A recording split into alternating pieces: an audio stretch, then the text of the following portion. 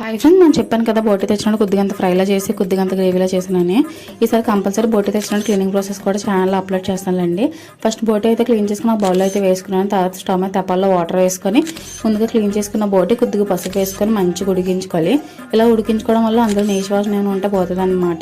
తర్వాత స్టవ్ మీద ప్యాన్ పెట్టుకొని ఆయిల్ అయితే యాడ్ చేసుకుని సన్నతన్న ఉల్లిపాయ ముక్కలు, పచ్చిమిరపకాయ ముక్కలు, కొద్దిగా కరివేపాకు కూడా యాడ్ చేసుకొని మంచిగా ఫ్రై చేసుకోవాలి. ఉల్లిపాయలు గోల్డెన్ కలర్ వచ్చేదాకా ఫ్రై అయిన తర్వాత ఇందులోనే అల్లం వెల్లుల్లి పేస్ట్ కూడా యాడ్ చేసుకొని పచ్చివాసన పోయేదాకా మంచిగా ఫ్రై చేసుకోవాలి. తర్వాత ముందుకు ఉడికించుకున్నాం కదా పసుపు వేసుకొని బోటి, ఆ బోటి కూడా ఇందులో యాడ్ చేసుకొని ఆయిల్లో కొంచెం బాగా ఫ్రై అయిన తర్వాత ఇందులో టమాటా ప్యూరీ కూడా యాడ్ చేసుకోవాలి. టమాటా ప్యూరీ కూడా పచ్చివాసన పోయేదాకా మంచిగా ఫ్రై చేసుకొని ఇందులో సాల్ట్, కారము, జీలకర్ర ధనియాల పొడి, కొద్దిగా గరం మసాలా అడ్జస్ట్ చేసుకొని యాడ్ చేసుకోవాలి అనమాట. మన టేస్ట్ తగ్గట్టు బాగా కలిపేసుకొని ఇందులో నిమ్మకాయ అంతా చింతపండు రసం అయితే యాడ్ చేస్తున్నాను. బాగా గ్రేవీకి తగ్గట్టు వాటర్ కన్సిస్టెన్సీ అయితే అడ్జస్ట్ చేసుకొని యాడ్ చేసుకొని మంచిగా కలిపేసుకొని ఆయిల్ పైకి తెలియదాకా కుక్ చేసుకొని లాస్ట్లో కొత్తిమీర చల్లేసుకుంటే సింపుల్గా బోటి curry ready. Please like, share and subscribe. మీరు సబ్బు యూట్యూబ్ ఛానల్ ఫాలో అవడం మర్చిపోకండి ఫ్రెండ్స్. ఒక లైక్ కొట్టి నా వెళ్ళిపోకండి.